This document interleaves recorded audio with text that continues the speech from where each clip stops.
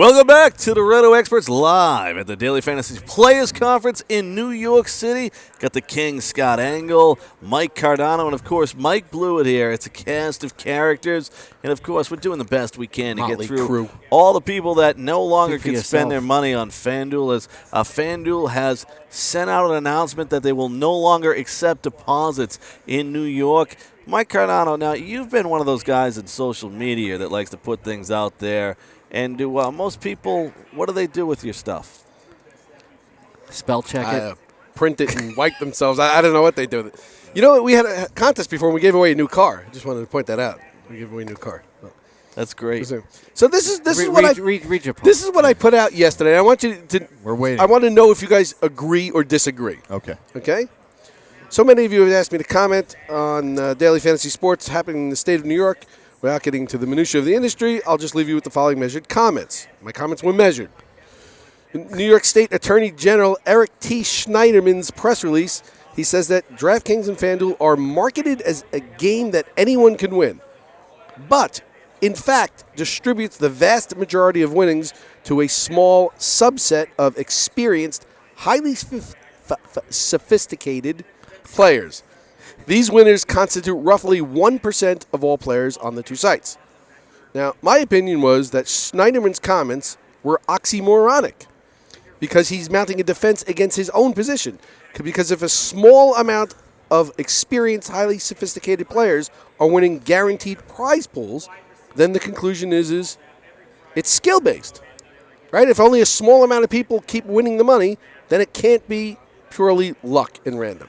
So he's arguing both sides, so he screwed himself, and I think they have a fighting chance to actually even use his own words against him. You know, he can't have it both ways. Tony and I were talking about this before, and you made a great point with that. Thank you. That he's kind of like defeating his own argument. That's a great point. But you and I were talking about this. We were talking about the whole 1% thing earlier today.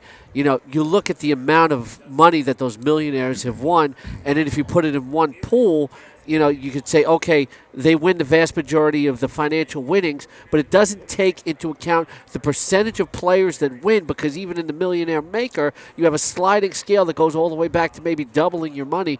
FanDuel was, I believe Nigel Eccles was quoted as saying, this football season, 58% of players have won. So that statement's not taking into account the amount of people that play and win. It makes it almost try to sound like in a haphazard sort of way that only these top players can win. No, but 58% of people have won games. That 58% of people are not up on their deposits. No, I don't believe that's true. I believe Nigel Eccles is what he's saying is 58% of the people are profitable. I don't believe that. And 42% of the people have lost money. I don't believe any of the statistics that Do you believe that 58% of the people playing daily fantasy sports are up from the first deposit that they put in? Yeah, I think it's possible. Here's the reason I think it's possible. I think that many would claim it. Well, no, I think it's possible, but here's the reason why I'm going to say that.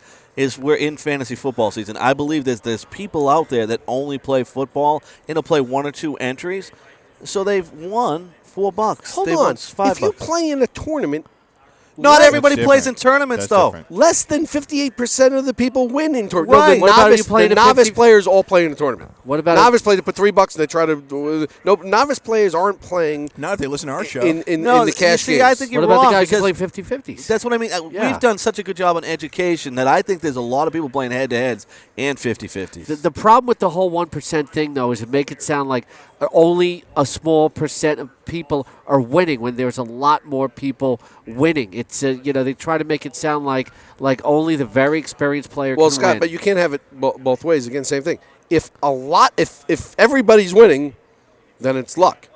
If a smaller percentage of people winning, it's skill. So which one is it? Pick the one. It can't be both. I'm not saying 58%. Not everybody's winning, but it's not the 1% that he makes it out to be, which kind of puts a focus on the chance sort of element. The 1% is winning the large chunk of money. The smaller percent may win the game. He did not make that delineation, though, Schneiderman. He is making it sound like only a very few people can win in daily fantasy sports, period. Exactly. He didn't isolate the tournaments. That's my point. He said that on one hand. Then on the other hand, he said but a small percentage is winning a large percent of the money. So he's saying both of them. Right. It's an So he's oxymoron. contradicting. Which is different than a regular moron. And here's the other thing. I don't know if he thinks that everybody's 12. By the way, I don't want to quarrel with your terminology, but it's not an oxymoron as much as it's a contradiction. Military intelligence, the same thing. That's it. It's both. That's an oxymoron. This is a good time to point Is out it? what you said was not true. How would you describe it? What? If oxymoron is a poor description, how would you describe it? In one word or more? I think it. You know what? It's not great radio and great streaming. I just don't think it's an oxymoron. I think it's more of a contradiction. This is a great time to point out what you said before Okay, was inaccurate earlier today. Okay. You called him the senior editor of Roto Experts. I apologize. He's not an editor. If he's an editor, I call I'm him the head grand, accountant. I called him the Grand Poobah. Okay, that's good. Does that work? Yeah. There we go. Well, here's the thing that drives me crazy. Like, common sense is absolutely out the window with every politician. So Eric Snyderman has a problem with FanDuel's advertising, thinking that a game anyone could win. Is there any advertisement in the world that doesn't make their product the greatest product in the world? If I'm up late at night and Viagra has a commercial, every guy that takes Viagra gets the hottest 50-year-old woman in the world in the tightest gowns in the world, and you just can immediately impact that Viagra on her. And you throw a football directly through a tire from long distances.